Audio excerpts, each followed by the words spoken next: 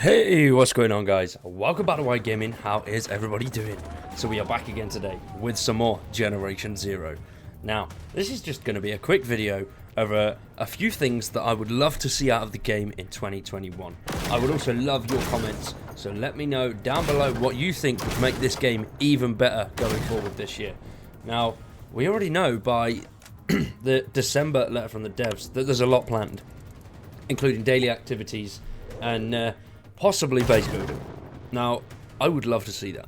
I think that would be absolutely amazing.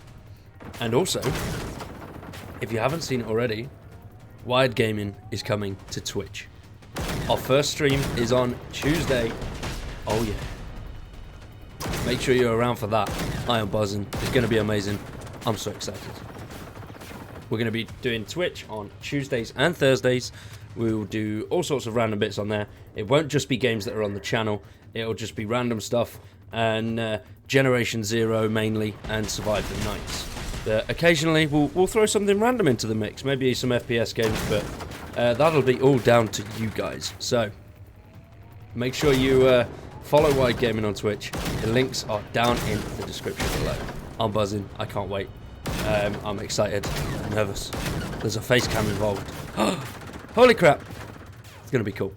So, now, with the daily activities that they mentioned, I think there's so many things that they could do with that. I mean, as we saw with the crater in the centre of the farmlands, there's a vast tunnel network underneath Osterton. Now, over at FOA 4, you can see evidence of that, and at the Normria artillery base. I think that's how you say it.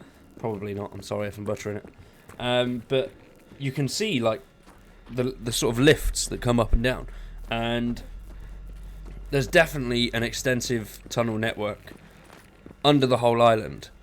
Now, with daily activities, somebody did mention it in the comments as well, I would love to see something similar to Division, where we can go down into those tunnels, and it's an ever-changing layout, and we move around down there, have a load of fun, kill loads of enemies, and then sort of survive either waves or something like that. And also, what I've said many times, ever since it was put in there, the artillery base, the big sort of section at the back, which is just like a sort of arena, and you go in there, you turn right to the doors, and the computer's there and everything else. Now, that could be absolutely amazing. Maybe sort of like a wave defense. Because in the artillery base, you've got the central sort of lift, and then I think it's 5 or 4 going around it in a circle. So those 5 or 4 could bring up hunters and runners, whereas that central one could bring up a tank, harvester, possibly even a reaper. And you've got to survive either waves or maybe a set time, which would be a really cool little feature. Now, another thing that I really want to see is NPCs in the world.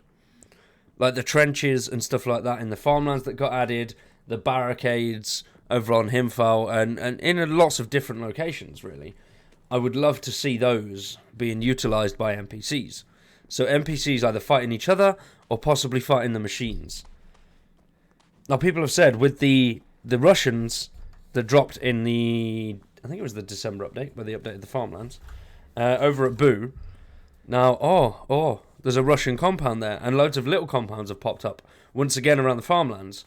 And these Russians came with all sorts of new funky stuff. Their kit looks weird. They've got some new loot boxes. Could we see human enemies? Possibly not siding with the robots, but also not on the side of Sweden. There's a lot of possibilities that they could go down with that. And that's a really exciting concept to me. And I love the thought of that. I think it'd be really cool. Whether it would happen or not, don't know. Really don't know. But, it would be a really nice feature. I mean, these guys, some of them are kitted out, and some of them aren't. It would be nice. I mean, on the bridge you can see that there's been a firefight of sorts. Not between machines and humans either. So that could be a possibility of human enemies. But once again, just NPCs, I think, would make the world feel so much more alive. Imagine a group of NPCs fighting those trenches in farmlands, taking on a tank or a harvester. It'd just be really cool that you could run in, and it could be like an extra objective that you could run in and help them take it out. Once again, similar to The Division, where you've got open world objectives that you can come across and you can help people, or you can just carry on and ignore it. Obviously, helping people will give you a bit of XP. With that being said, XP-wise, something that is desperately, desperately needed, and I think every player will agree with this one, is a level increase. At the moment, we are capped at level 31, and the majority of players have hit that. And I would love to be able to either respec our current points that we've got into the skills, or get more points to distribute across those skills. Either or would be really good. I mean, I'd say preferably I'd prefer the level cap increase, because I think 31, I've been at that for way over a year now, way over, and it just really make things a lot more interesting. And I think just that little bit of XP makes you feel like there's more to fight for, you know, rather than just shooting a machine and going, oh yeah, cool. I don't like it when it comes up at the top, say max level. I feel like I'm not gaining anything out of that fight, because 9 times out of 10 you don't get the weapons that you want anyway. Because obviously you've got to go a lot of mad looting to get what you want. And if you've got everything, I mean, I've got everything now other than a 5-star baseball bat, well, 5 crown baseball bat, and a couple of the 5 crown US weapons. So it can get a bit tedious. So I just think that extra XP would really help sort of remove the tedious aspect of that, because you're gaining something from it, be it skill points or anything else. And also the prestige points. Now, they said when the challenges and prestige points were announced that we would have a use of these. Now, could that use be maybe an in-game store? It could be a form of currency. Or, at the moment, it is just bragging rights. But maybe you need to have certain prestige points to take on a daily objective, or something along them lines. The higher the prestige points it is for the daily objective, the harder the objective will become. Now, that would be really cool. Obviously, for the older players, a little bit of a ball ache, because you've already reached as high as you can get if you've done all your challenges. So you'll pretty much be able to do everything on day one. Which, it would be cool if they sort of reset those prestige points and then implemented that into place. That's just one of my random ideas. Now, another great thing that was sort of touched up on, I'd say it was hinted at, in the December update with Paul, where he did the video blog, and that was, he emphasised a lot on the word build. Now, we've seen slight building with the ring fort and fortifying Himfal, things like that. But we've not actually seen anything full scale yet. I mean, around the map you can see barricaded buildings, which is great, it's fun. But I really think that base building could be an awesome asset to this game. The only issue with that is how would they actually implement it? Would it be building over an existing safe house? Sort of that sort of thing? Or would it be certain areas on the map that you can build in? Because I think being able to build in every single safe house might be a bit overkill. Unless they limit it to, say, 10 or 15 bigger safe houses that you could come across. But there's so many things that can be touched up on there. Obviously, they've come so far at the moment with the crafting and everything like that. We can craft ammo, we can craft meds. There's so much more that I wish we could craft. I mean, moving on now to weapon-wise and things like that, I would love to be able to craft certain weapons. Like proper guerrilla-style crafting, homemade weapons, sort of like Fallout 4, where you can craft the little pipe rifles and stuff like that. I mean, that might be taking it a bit too far on this, but it would be a cool concept either way. One thing that I've wanted since day one is proper sort of tripwires and things like that. I would love to be able to, and it's probably a really difficult thing to actually implement, but I'd love to be able to set up giant tripwires and watch the tanks fucking tumble and then get back up and come after you.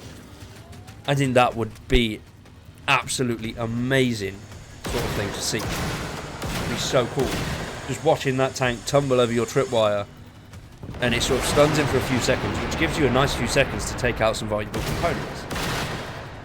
Now, I doubt something like that would ever happen or ever come to the game, but it just would be a really cool feature to see. we can all dream, can't we? Either way, without that mechanic, I think tripwires, sort of trip mines, claymores, things like that would be really, really cool. Other than the landmine, we haven't got anything that sort of goes off on its own. I don't think. I'm just trying to think about it now. No, it's just the landmine. So the landmine's great, don't get me wrong, I love the landmine, but pipe bombs or just little homemade IEDs, things like that would be so cool. I doubt it's going to happen, but you know, it would be very cool. It would be something that I would love to see, and it would definitely keep me coming back a lot more. Because